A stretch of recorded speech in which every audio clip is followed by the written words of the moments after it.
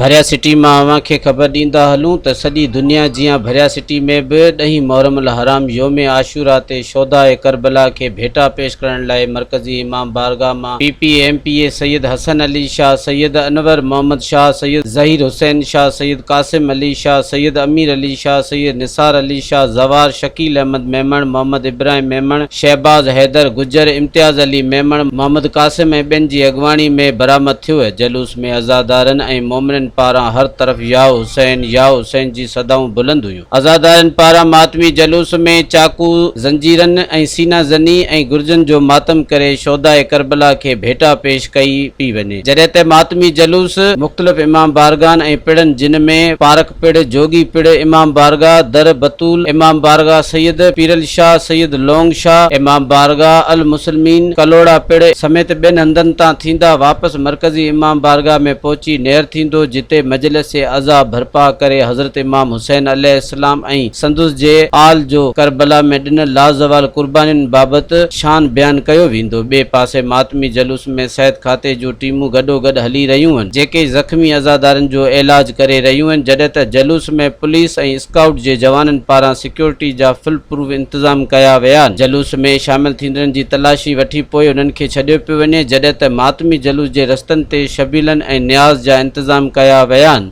Subscribe कयो अवामी news HD खे ऐं ताज़ा तरीन ख़बरुनि लाइ ॾिसंदा रहो अवामी न्यूज़ HD।